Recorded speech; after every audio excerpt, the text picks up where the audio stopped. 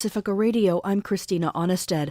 The House January 6 committee released its final report on the deadly insurrection late Thursday. It asserts that Donald Trump criminally engaged in a multi-part conspiracy to overturn the lawful results of the 2020 presidential election and failed to act to stop his supporters from attacking the U.S. Capitol.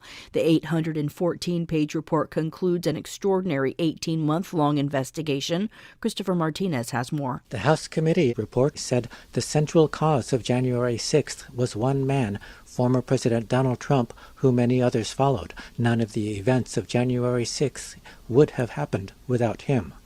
It's a point the chair of the House January 6th committee, Democrat Benny Thompson of Mississippi, made during an interview on MSNBC Wednesday night.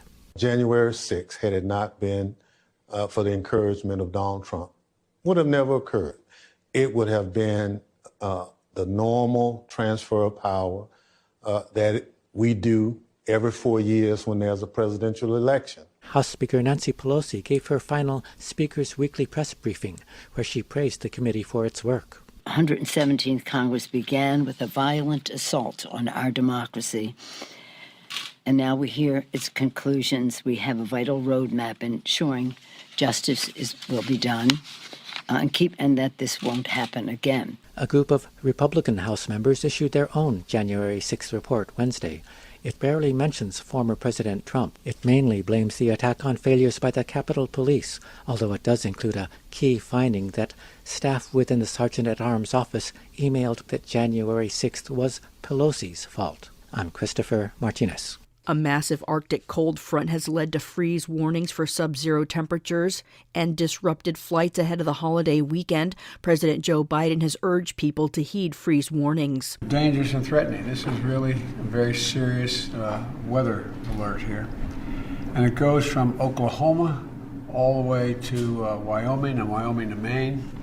And it's a real consequence. So I encourage everyone, please heed the local warnings. We've tried to contact 26 governors so far in affected regions, and it's not like a snow day, when you're a kid. This is serious stuff.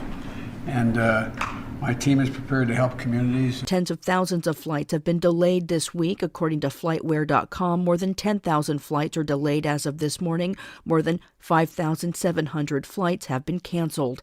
The Senate passed a $1.7 trillion omnibus spending bill by a vote of 68 to 29 to fund the government through September. Lawmakers are now negotiating in the House to complete action on the bill before a midnight deadline tonight. Corinne Smith has more. At a press conference following the vote, Senate Majority Leader Chuck Schumer praised the bipartisan effort, his sixth as leader of the upper chamber. So we've concluded this Congress, one of the most productive in decades, with one of the best omnibus packages in decades.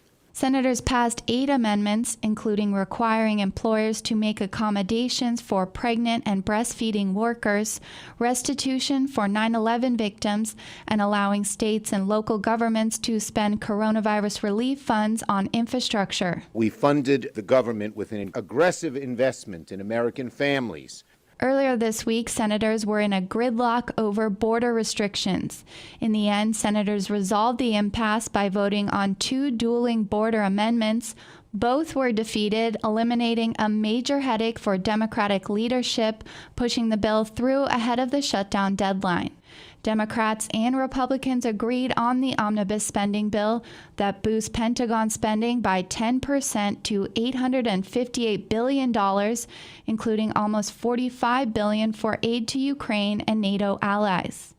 But Republicans succeeded in eliminating renewal of the pandemic-era child tax credit that had helped lift children and families out of poverty. The bill also includes a historic revision to federal election law, aiming to prevent any future presidents or candidates from trying to overturn elections. I'm Corinne Smith. Cryptocurrency entrepreneur Sam Bankman-Fried walked out of a Manhattan courthouse with his parents yesterday after they agreed to sign a $250 million bond and keep him at their Palo Alto home while he awaits trial on charges he swindled investors and looted deposits on his FTX trading platform.